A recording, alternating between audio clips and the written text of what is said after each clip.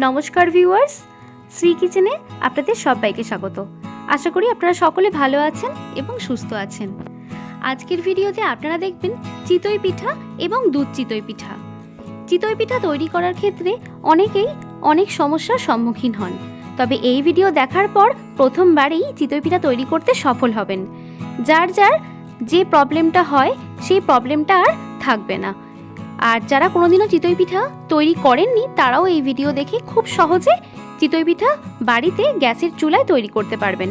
এবার এই চিতই পিঠা তৈরির সবথেকে সহজ পদ্ধতিটা চলুন দেখে নেওয়া যাক।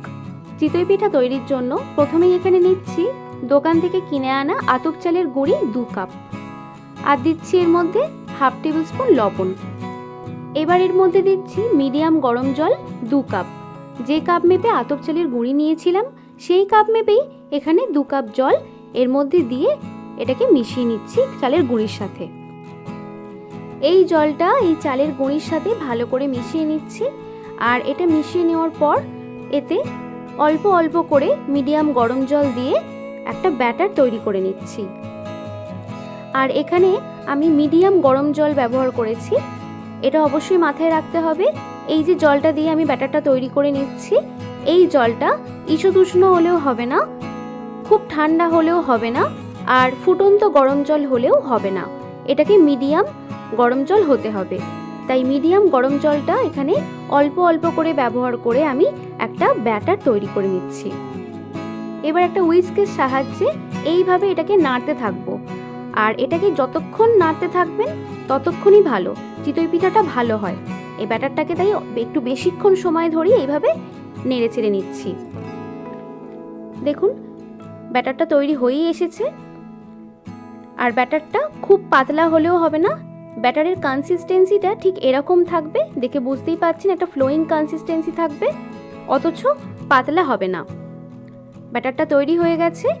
এবার আমি এটাকে ঢাকা দিয়ে রেখে দেব 10 মিনিটের জন্য। 10 মিনিট পর এটার ঢাকা খুলছি। ঢাকা খুলে দেখে নিচ্ছি যে এটার কনসিস্টেন্সিটা ঠিক কীরকম রয়েছে। দেখুন ঠিক একই রয়েছে, এরকমই ফ্লোয়িং কনসিস্টেন্সি থাকবে। এটা চিতই পিঠা তৈরির জন্য একদম রেডি। আর এদিকে আমি একটা লোহার কড়াই গ্যাসের ওভেনে বসিয়ে গ্যাসের ফ্লেম হাইতে রেখে এটাকে ভালো করে গরম করে নিয়েছি। আর এদিকে নিয়েছি একটা বাটির মধ্যে অল্প একটু সাদা তেল আর একটা ছোট কাপড়ের টুকরো।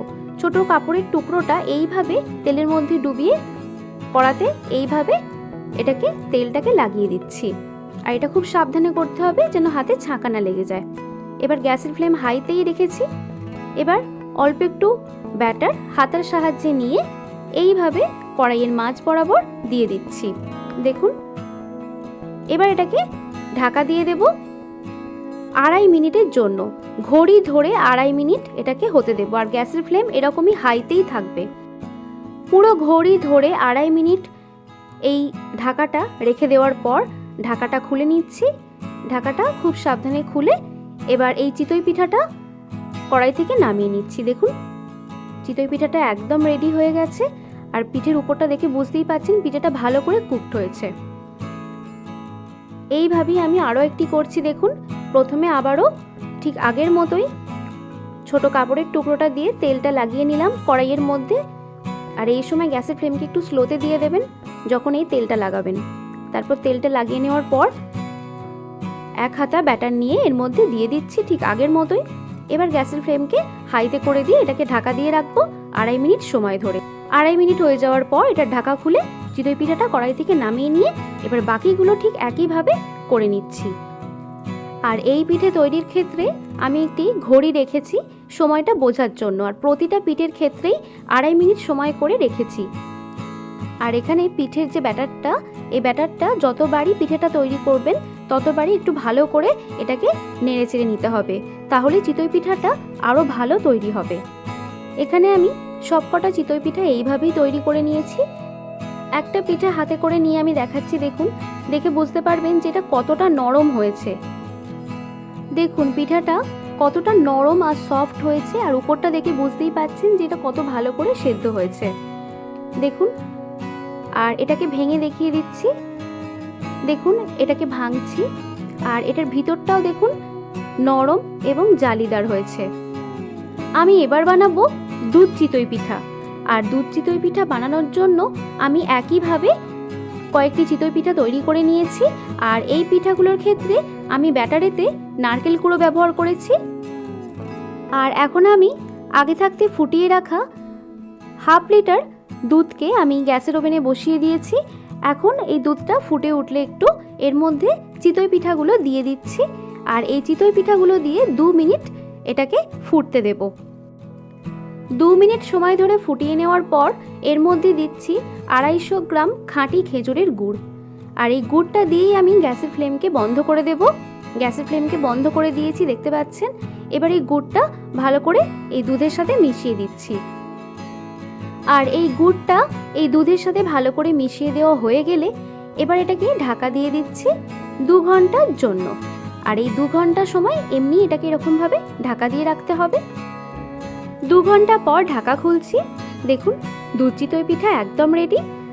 যদি আপনারা মনে করেন যে এটাকে সারা রাত রেখে দেবেন, সেক্ষেত্রে সারা রাতও রেখে দিতে পারবেন এইভাবে ঢাকা দিয়ে, অথবা 4-5 ঘন্টাও রেখে দিতে পারবেন। তবে আমি এখানে 2 ঘন্টা রেখেছি। দেখুন, চিতই পিঠাটা দেখে বুঝতেই পারছেন, নরম তুলতুলে জালিদার দুধ চিতই পিঠা।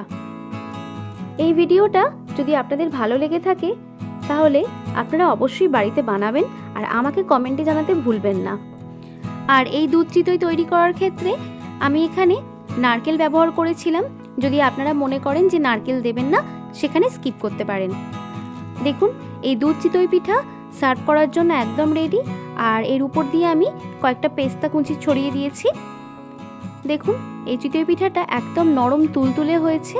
আমি এটা কেটেও দেখিয়ে দিচ্ছি, দেখে বুঝতে পারবেন যে এটা কতটা নরম হয়েছে। দেখুন, চিতই পিঠাটা একেবারে নরম এবং জালিদার। আর এই ভিডিওটা যদি আপনাদের ভালো লেগে থাকে তাহলে অবশ্যই লাইক, কমেন্ট, শেয়ার করুন।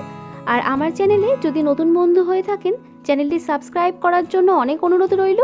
আর এই ভিডিওটা দেখার জন্য আপনাদের সবাইকে অনেক অনেক ধন্যবাদ।